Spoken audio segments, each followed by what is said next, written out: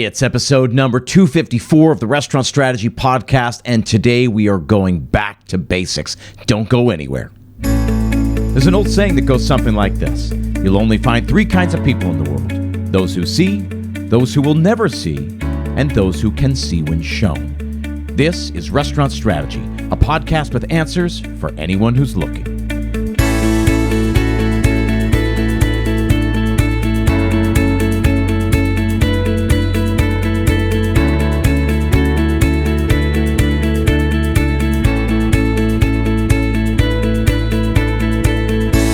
Hey everyone, thanks for tuning in. My name is Chip Klose, and this is Restaurant Strategy, a podcast dedicated solely to helping you build a more profitable restaurant.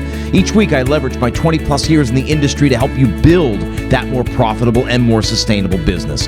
I also work directly with operators all over the world through my P3 Mastermind program, and we've actually just opened up a third group. That's right, we filled up the first two, right? They're totally capped, and so now we're launching a third group. So, if you've got a busy restaurant but struggle to generate consistent, predictable 20% profits month after month, then set up a free 30-minute strategy session with someone from my team. We'll get to learn more about you and your restaurant. You'll get to ask some questions about the program to see if you're a good fit for the program. Visit restaurantstrategypodcast.com/schedule. As always, you'll find that link in the show notes.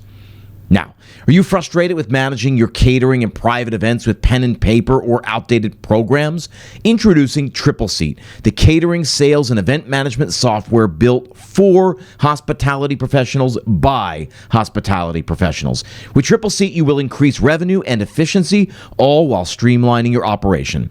Let TRIPLESEAT be your catering and event management assistant. Generate leads, create tailored BEOs, facilitate online discussions, obtain electronic signatures, process payments, and everything else. TRIPLESEAT has you covered. Elevate and simplify your event management and take it to the next level with TRIPLESEAT so you can focus on what truly matters, providing unforgettable experiences for your clients. For more information, visit tripleseat.com/restaurant strategy. That's tripleseat.com/restaurant strategy. That link is also in the show notes. So, again, episode number 254 of the Restaurant Strategy Podcast. We're now about 4.5 years into the show. If you've been following from the beginning or near the beginning, you understand sort of what makes me tick. You know what I believe on both the marketing side and the operations side. But I'm guessing plenty of you guys are coming to this just in the last year. And so maybe you don't know my shtick. You don't know what we spend a lot of time talking about because we talk about a lot. And for me, the foundation is core. So we've certainly talked about this in the past, but very few episodes where we've condensed it all into one solid episode, one 30-minute chunk that you can just take in. So that's what we're going to do today. We're going to go back to basics. I'm splitting this episode into two different sections. First, we're going to talk about marketing. Then we're going to talk about operations because we really do have to think about them separately. Even though they are connected, I want to talk about them and think about them separately so that we can then figure out a successful way to stitch them together because they really do require each other to be successful. So without any further ado, we're talking about getting back to basics. Let's dive into marketing. 3 things that we have to cover when we talk about the basics of marketing. First and foremost, we have to agree on a definition. Now, you can go all the way back to the very first episode of this show. I talked about this in the very first episode, but if you haven't had time to go back 253 episodes, let me bring you up to speed. What is marketing? For me, it's not a jumbled academic definition. It's very, very simple. And I come to this simple definition because I spend a lot of time talking to operators, and I'll talk to a restaurant owner, for example, and it'll be early in our conversations, maybe even our very first conversation, and I'll say, hey, talk to me about your marketing. And they always say one of two things. Number one, I'm not a big company. I can't afford to do marketing, which is wrong. Or then number 2, they start telling me about their social media. And social media is not marketing. It is a tool available to the marketer, but on its own, it is not marketing. And I think we do this this easy way out. We think it's an easy solution. We can say, well, oh yeah, okay, that's a way to reach millions of people, so I'll just do that. Except the way that you're doing social media, or the way that most people do social media, is not working to attract millions of people, probably not even thousands of people, maybe just a couple dozen or 100 people. We'll get into that. But before we talk about how we do marketing or the tools available, we have to agree on a definition. Like I said, when I talk to operators, oftentimes they'll say one or the other. Oh, I can't do marketing, or this is what I do for marketing. It's social media. And that neither of those things are true. Let's dispel the first myth now that I said, right? I can't afford to do marketing. If you sell a product or service to other human beings, then by nature, you have to do marketing. You are already marketing, maybe not successfully, efficiently, or effectively, but you are already doing marketing, because if you sell a product or service to another human being, you've got to figure out what kind of human being would like that service or product. You have to figure out who out there, which human beings are most apt to buy your product, right? So let's just get clear on that. Social media is not marketing. It is part of marketing. It's a tool available to the marketer. And yes, you absolutely have to do marketing. So if we can assume then that yes, you have to do marketing and you have to be able to do it efficiently and effectively, and certainly more effectively than just posting on Instagram every other day, then let's agree on a definition and then dive in a little bit more deliberately. First and foremost, again, like I said, we got to define it. We have to agree on a definition. What is marketing? You can go all the way back to episode 1, 4.5 years ago. It has not changed since then. Marketing for me is just answering 3 questions. What's the product? Who is it for? And how do you reach them? That's it. That's the whole thing. And the thing is, in restaurants, we're especially guilty of skipping over those first 2 questions. What's the product and who is that product for? We jump right to the third question of how do we reach them? And until we do the deep work on those first 2 questions, we lose out. And unfortunately, most of our time is spent doing social media or sending emails or focusing on our website. And all of that is the third question, right? What do we do to reach them? How do we reach them? Again, 3 questions, right? How do you define marketing? For me, it's just answering 3 questions. What's the product? Who is it for? And how do you reach them? Now, let's talk about how to do that more deliberately. There's 2 frameworks that I've talked about before here that all of my clients, all the members of my mastermind know very, very well. First, I want to introduce you to something I call the ABCDs of marketing. ABCD stands for audience, brand, competition, and differentiation, right? It's a simple framework. It's a building block upon which we can build the rest of our marketing. A is for audience. We start there because we have to talk about the who, right? Who is your product for? Now, I've said this before. Maybe you've heard me say it. It's worth hearing again. There are 2 ways to market. Mostly we do it the first way, right? Which is that we create a product and then go try and find a customer for that product. But the second way is actually the much more successful way, and the best companies in the world do this second way, which is that you look for an audience and then you create a product for that audience, right? So you find an audience that has a problem.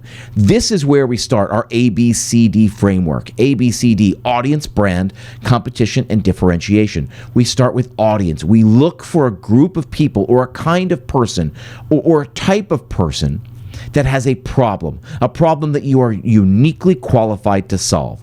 So who has a problem that we're uniquely qualified to solve? That's the A in the ABCD framework, right? We start by looking at the who. We look for a group of people, a type of person, somebody in our market, and hopefully we find enough of them so that we can be successful. Who has a problem that we are uniquely qualified to solve? B then, brand. Brand is our company. Our company, our service, our product, the experience we craft, and that's what we are doing. We are crafting experiences in the restaurant industry. Our product, our experience, is the solution to someone's problem. So, A, audience, is about figuring out who has a problem that we're uniquely qualified to solve. B, brand. Our brand is our company. Our company exists to solve a specific problem for a specific kind of person at a specific time. Right? And that's really, really important. So you have to figure out then who has a problem and then what is the solution we're crafting to that problem. If you go about your business, if you build a business, if you look at your market and think in terms of who can I help and how would I help them? Who has a problem and how can I craft a solution to that problem? If you change what you do to that framework, right? If you just take nothing away from this episode, but just change the way you do the A and the B, it'll change your business. Now, we continue on because I think the C and the D are equally as important. But even if you didn't do anything else, you just changed from a push marketing to a pull marketing. You took an empathic stance, right? Bring empathy to the work that you do. it will change your business. It will change the relationship you have with customers. It will make it a lot easier to attract customers. So the ABCD framework, we start with A is for audience. Who has a problem that you're uniquely qualified to solve? B is brand. Brand is your company. Your company exists to solve a specific problem for a specific person or a specific kind of person at a specific time. C is for competition. Competition are anyone else who's trying to solve the same problem you are. Now, I always say this about competition. It gives you two important things. Number one, competitors help validate your idea. And two, it gives you a category. And a category ends up being a short list. You end up not being considered with all the other restaurants in town, but just the other restaurants that are like you in your category, right? So if you got a sushi restaurant, you're going to be in a category probably of other sushi restaurants in the neighborhood or in the town. If you are on a certain block where there are other restaurants, you are going to compete with the other restaurants from that block, because somebody who's on that block, maybe to see a movie or go to theater, or who lives on that block, doesn't want to walk very far from their home. They're going to say, let's just run out for a quick bite. Oh, what do you want? You're only on a short list with 3, 4, maybe 5 other restaurants, and that's a good thing. That's your category. Now, restaurants can be in multiple categories, and the way you come up with a category is you think in terms of this, and I said it and I'll say it again. Who out there is trying to solve the same problem you are? So if we think in terms of problems and solutions, right? The A was for audience, figuring out who has a problem that we can solve. B, our brand, our company is the solution. The competition, the C, is about figuring out who else is trying to solve the same problem. So if you've got a fine dining restaurant that's trying to cater to people who are celebrating special occasions and all that, you're going to look to other places who also cater to people trying to celebrate special occasions. Hey, we want to be the special event place. We want to be the celebration place. That's one way to give yourself a category. And then D stands for differentiation. You've got to figure out how you separate yourself from the other people in your category, right? Who is a problem that you can solve? How does your brand solve that problem, or how can it solve that problem? Who else is trying to solve the same problem you are? And then how do you separate yourself from those competitors? How do you stand out in a noisy market? No, you don't have to be in New York City to have a noisy market. Every market I go to, every small town is noisy. There are choices that people have. There's probably less choices, but there are less people. And so in order to be successful, you need whatever it is, 50 covers, 100 covers every single night of the week, 200, 300 covers on a Friday night, on a Saturday night. Whatever those numbers are for you, you have competition. So you have to separate yourself from the competition. When I talk about differentiation, I always talk about, not finding some big magic whatever to differentiate yourself, but by starting with you. You are the biggest differentiator out there. Your restaurant is an extension of you, of what you believe, your tastes, quite literally your tastes. So we start by answering the following question. What are the stories only you can tell? That's how we differentiate ourselves. And now, even if you're just a sub shop, you can say something to the effect of, hey, we're the only sub shop in this shopping center, or we're the only independently run sub shop in this shopping center, right? You can say something as simple as that, and it begins there. We're the only sub shop that I own, meaning it's the only restaurant that has me at the helm. That's a big deal. You can talk about just about anything that separates yourself from the competitors, that helps you stand out in a noisy marketplace, is a story worth telling. Now, if you go through, you should be able to write 10, 20, 30 of these, no problem. If you have trouble getting to even 10, then this is where you have to do work. Then you've created a product that is undifferentiated. And if it is undifferentiated, it becomes a commodity. Now, let's talk about commodity. I talk a lot about the commodity mindset and the luxury mindset. This is another important thing we have to talk about when we talk about the foundations of marketing. The commodity mindset says, all things being equal, right? All things being equal, a consumer will make their decision based on one of 3 criteria: familiarity, convenience, or price. And you don't want to compete on any of those, because familiarity means that you're the most well-known. You're the one that people go to over and over and over again. I don't think you're going to win that race. You could win for a handful of people, but not for a large market, right? And if you've got 10, 20, 50,000 people even in your town, that's a big enough market. You're never going to beat Applebee's. You're never going to beat some of these other places. So you don't want to compete on familiarity. You don't want to compete on convenience. And you certainly don't want to compete on price, because price becomes a race to the bottom. So ultimately, the question you're looking to answer is, what would we have to do? How can I create a product that is worth people going out of their way for, worth maybe paying a little bit extra for? Why would they pay more if they could get the same thing for cheaper? They won't. Why would they go out of their way if they can get the same thing but closer? And so if you compete on convenience and familiarity and price, it is a race to the bottom. You're never going to win. You're never going to be convenient to everybody in town. You're going to be convenient to some of the people in town, right? You're never going to be the cheapest one out there simply because you can't get the preferred pricing that a giant corporate chain can have. Right? Because they have huge purchasing power. They've got contracts with national distributors. They naturally get a lower price, so they can charge less and still guard their margins. You can't do that, nor do you want to compete there.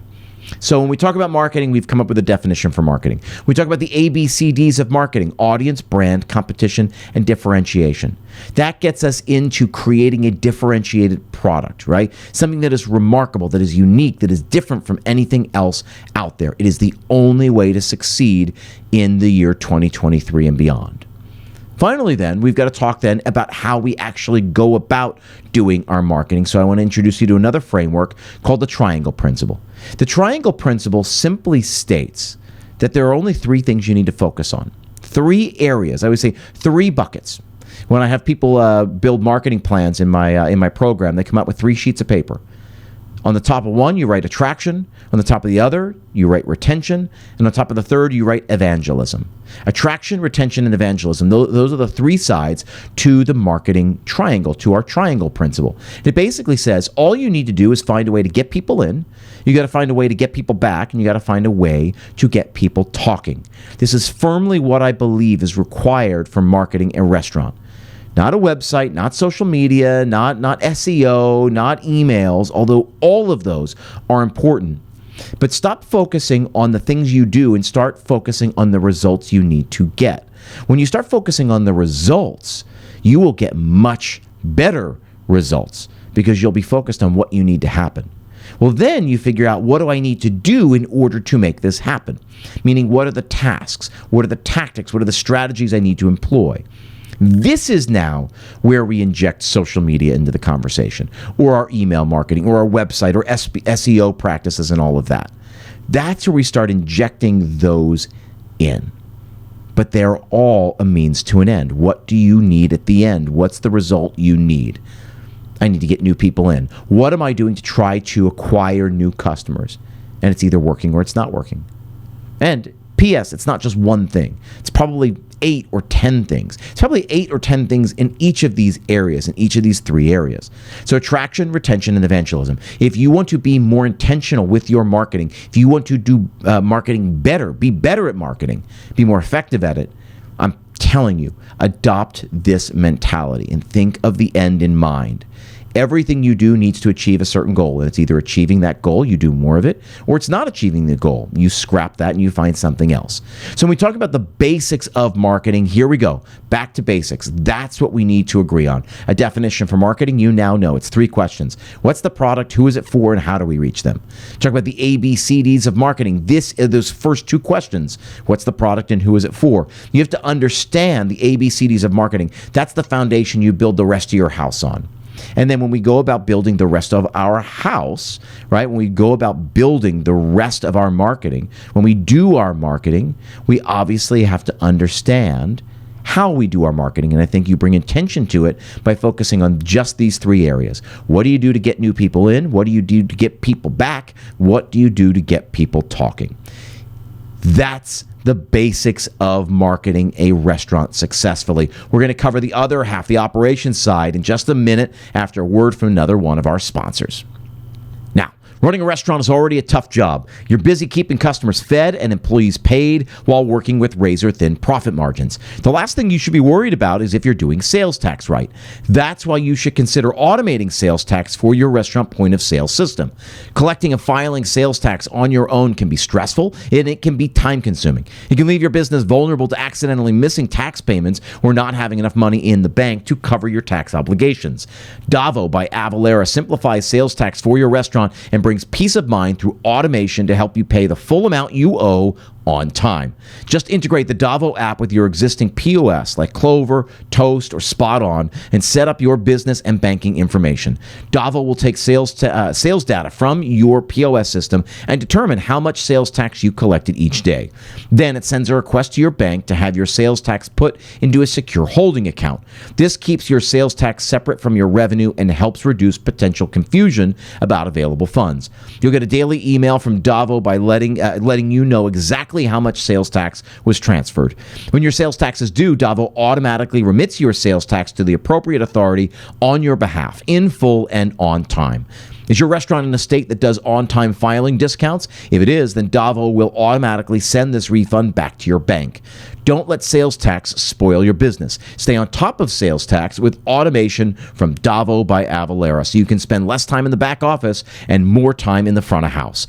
Learn more at DAVOsalestax.com/restaurant strategy and try DAVO free for the first month. Yes, you will find that link in the show notes. Now, today we're going back to basics. We're talking all about marketing, and now we're going to dive into operations.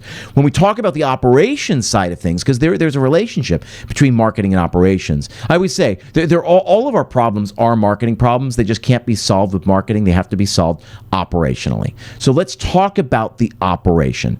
Specifically, we got to start by talking about finding a path to profitability. Let's get really clear here. A business exists to generate profit, right?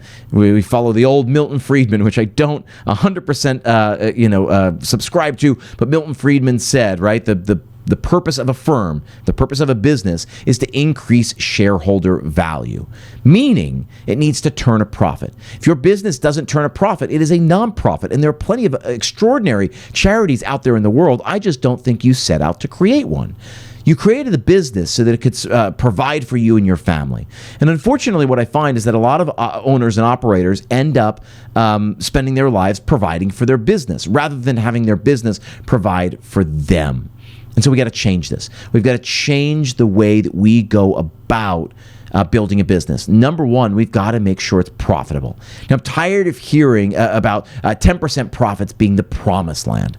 10% is not the promised land. Unless you're telling me you got an $18, $20, $25 million restaurant, then fine, you can live on 7% profit. But I'm guessing that your business needs to make more than that. So the average business in this country makes about $1 million a year, somewhere between $1 million and $1.2 million, which ends up being about $100,000. Ends up being about $100,000 a month. So if that sounds familiar, you're in good company. You are the average American restaurant, the average independently owned American restaurant. Here's the deal. You need a path to profitability. You have to understand how much business you need to do and where you need to keep your costs in relation to that revenue level in order to turn a profit. All of my clients know that I push them to go for 20% profit because I think that's a successful business, right? If we can't make 20% profit, then I don't see a lot of point to be in business unless, again, you're doing 10, 15, 20, $25 million a year, then fine. 10% of $25 million is still a pretty good living. Go forth and enjoy your returns. But for me, for the average restaurant that makes $1 million a year, to make $100,000 in profit doesn't seem like a lot. It's a good living, don't get me wrong. But if you've got to be there all the time, 60, 70-hour work weeks every single week, and you got your spouse there, and you get your kids there, and your aunts and your uncles and your nephews, and everybody's working there just to keep this thing afloat, I think something's broken. So I believe firmly that we need to build a business that can be profitable on paper so that it can be profitable in real life. One of the things I introduce all of my clients to is something called the 30-30-20 rule. I believe all your expenses should be tethered to a revenue number, and it should be kept in proportion. So The rough math works like this: 30% COGS, 30% labor, and 20% for everything else, right? So everything you spend money on over the course of the month in your restaurant should go into one of three buckets, and it should be tethered to a percentage. 30% cost of goods sold, 30% labor, and 20% everything else. Now, prime cost, right? Labor plus COGS equals prime. I believe that has to be at 60%. Some people believe it should be at 55%. If you can get it to 55%, great. All the best to you. I fully support that. But it's got to be at least at 60. So if you've got you live in a state that's very expensive labor-wise, like California, maybe your labor can never get to 30. Maybe it's really got to be at 35 or 37 or 38. Maybe you work in fine dining, and so it's a people business where you've got tons of people on the floor. So maybe it's going to be at 35 or 37 or 38%. That's fine, but you have to make up for it in your cost of goods sold, meaning you've got to price and portion appropriately so that your COGS, right? If your labor is going to be at 38, your COGS got to be at 22, because 22 plus 38 equals 60. That's a good frame of reference. And again, everything else that you spend money on should be at about 20% of revenue. Now, this goes back to rent and insurance and all your utilities, right? Rent's a big one that people get killed with. The number you often hear is 8%. We don't want rent to be any more than 8% of our total revenue. And if you think about that, it's 8%. You got another 12% for your utilities, your insurance, your paper products, your marketing, your PR agency, all of that. There's a lot to spend money on in a restaurant, which is why you need that rent to be at about 8% of revenue. So when we talk about a path to profitability, you have to understand on paper how you make, let's say, 20%. And whatever it is that you need to make, that's fine. For me, I think it should be 20%. I think you should know how you get there. Now, the way that most people do look at their P&L is they say the path to profitability is to make as much money as possible and to keep our expenses as low as possible, and so we can maximize what's left over at the end, the surplus. The surplus is profit. And while, yes, on paper that is the recipe for profit, I don't think it ever works out that way. You've got to be more methodical, more intentional about how you do it. That's largely what I help people with in the mastermind that I run. If you need help getting intentional about it, about being more specific with it, then please set up a call with me. You know the address, restaurantstrategypodcast.com/schedule. You'll chat with me or somebody else from my team. They'll talk to you about your business. They'll talk to you about how the program works. But that's specifically something we focus on in that program. You can certainly do this on your own, but if you need some guidance, then please set up a call.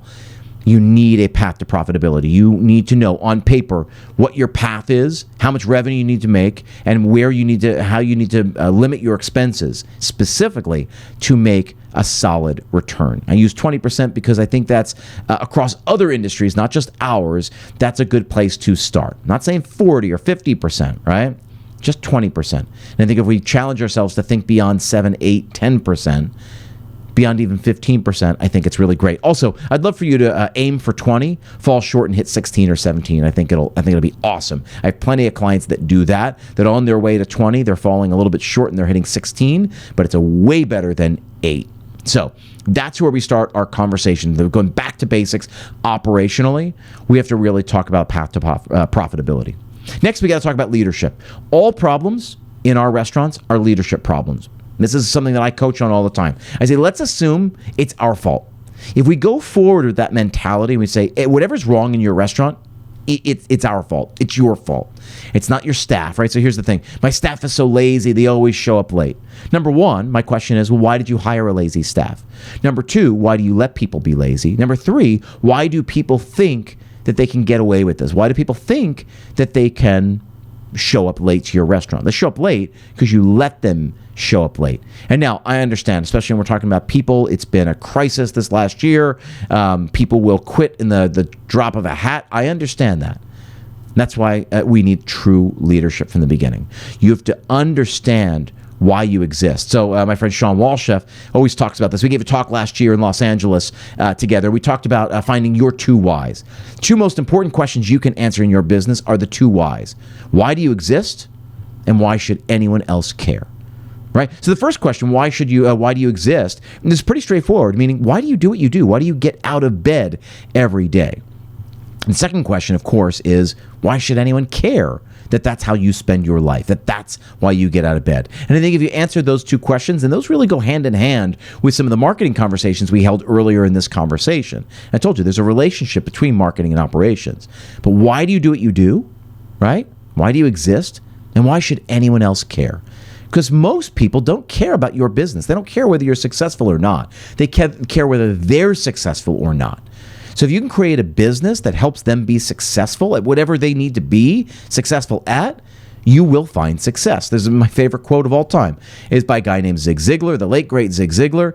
He was a sales guru, a public speaker. He wrote 1 million books. If you don't know Zig, it's worth looking into him. But he wrote this book, and he says he wrote this in one of his books. He wrote the Art of Closing the Sale. He put this quote, and he says, "You can get anything in life you want as long as you help enough other people get anything they want." So you can get anything you want in life as long as you help enough other people get what they want in life. And I think it's a really great quote because it brings empathy to the table. It gets us thinking not about ourselves, but about other people. How can I help others as much as possible? And if I help enough other people, by nature, they will give me more business. They will provide for me and my family. That's true for me and my small business, and I promise you, it's true for you and your small business. If you can get people bagel sandwich and a coffee while they dash off to make their train, you will be helping them succeed, right? If you give people a great place to have a pizza dinner on Friday night where they can celebrate with their family and just enjoy a quick win, you will help them succeed. You can help them succeed in whatever it is, in whatever kind of place you are, and whoever you cater to. But leadership is really about that. It's figuring out who are you here to help and how can you help as many people as possible. Now, here's the beauty part about being a leader is we help our staff and we help our customers. So we help our customers in very specific ways and we help our staff in very specific ways. Leadership is about understanding who you're helping and the ways in which you're helping them. And if you can get really clear on that, right? Really clear on your 2 whys and really clear on the help that you provide, the support you provide, the opportunities that you provide, I promise you will be successful, more successful than you've ever dreamed. So leadership begins with taking responsibility for looking in the mirror and saying, whatever's going wrong is my fault. It's also up to me to change it. There's no magic bullet, right? And here's the beauty part. When people come to me, right, some of the problems are external. Many of them are internal. And hiring me, right, so coming into my coaching program, hiring me as a coach, working with me is about me helping you solve the problem, right? All I'm asking you to do is the same thing I ask all of my coaching clients to do. Take responsibility. Whatever's going wrong, it's your fault. Assume it's your fault. And of course, it's not all your fault. But if you assume responsibility for it, you will also assume responsibility for finding the solution. Because if you are the problem, then you are the only one who can solve it. I promise you, taking that approach will change your business. Finally, then, when we talk about operations, and there's a ton we can talk about to get into the nuts and bolts, the nitty gritty, I'm just talking about big picture, huge things. You need to think in terms of systems and goals. Everything you do in your business is about systems and goals, about setting proper goals. And I always talk about the SMART goal framework. SMART is an acronym, SMART. It stands for specific, measurable, assignable, relevant, and time-bound. It basically says every goal you set should be a SMART goal. It should be specific, it should be measurable, it should be assignable, right? So somebody's responsible for it. It should be relevant to the success of the business, and it should be time-bound. There should be a deadline on it. We're going to do the following things to achieve the following goal within the following time frame, right? So now what are those things? What are those things that we do to achieve the goal? Well, that's the system, right? So we set goals. We set SMART goals. Then we put a system in place to help us achieve our goal. A system is just a repeatable set of actions. We do the following things to try to achieve the following goal. At the end of the set time frame, we look back to see whether the things that we did or the things that we tried to do ended up achieving the goal we set out to achieve. Again, specific, measurable, assignable, relevant, and time-bound. That's how we set goals, and then we put systems in place to try to achieve those goals. A system is a repeatable set of action. If it's repeatable, it's replicable. If it's replicable, it's scalable. Scalable meaning you then scale. You can remove yourself from that action, from that activity. You can remove yourself from a certain part of the business or the business entirely if it's a set of actions that need to be repeated, because you can write that down. You can manage people for that. You can teach people how to do what you need them to do. That will allow you to open a second and a third and a fourth and a 10th restaurant, because you can't possibly be in more than one place at once. So if you're at this restaurant, who's at the other restaurant? You need to show the people at the other restaurant how to do what you are doing at this restaurant. So you need to think in terms of systems and goals. And I know people talk about SOPs and all of this, et cetera, et cetera. It's only as deep as, what are we trying to achieve? What do we do to achieve that goal? Meaning, I'm trying to provide great service. That's the goal. We define what great service looks like, and then we put a plan into place. So the way that we're going to provide great service is to hire well, is to train effectively, is to manage our team in a certain way, is to make sure they follow the steps of service, right? A set of requirements that they do each and every time. And we manage quality by the following. All of that is part of the system that you put into place to help you achieve the goal of providing great service. You can do this for every aspect of your business, and I promise you, it's another one of those things. If you think in terms of systems and goals, you will change your business. The last thing I wanted to say about this is that everybody who comes into my program, the Mastermind program I run, I always tell them, it's not therapy, it's group coaching, but it's not group therapy. Everything is results oriented. And I would urge you to do the same with your business, whether you're going to join a mastermind program, whether you're going to work with a consultant or a coach, or whether you're going to do this on your own. Think in terms of what you need to happen and what you're going to do to make that thing happen, right? Everything is about the result. I need to achieve 20% profits every single month. I'm going to do the following things to help me do that, to make sure I achieve that. And the things you do either work or they don't work. All of that is super important. So that's what this episode is all about, going back to basics on both the marketing side and the operations side. As always, I appreciate you taking time out of your week to be here. One final plug for the Mastermind program. If you're listening to this stuff and you're going, yeah, that sounds really good, I could use help, could use guidance. If you're on the fence, if you just want to learn more, if you're just curious, set up a call. It's 30 minutes. It's totally free, and there's no pressure to join. Visit restaurantstrategypodcast.com/schedule. Grab some time on the calendar, set up a call with either me or one of the other coaches that I work with, and we'll walk you through the program. We'll learn more about your business. We'll see if you're a good fit. And again, if you want to go on your own, use this episode as the framework, as the blueprint. This is everything I believe. Again, I appreciate you being here, and I will see you next time.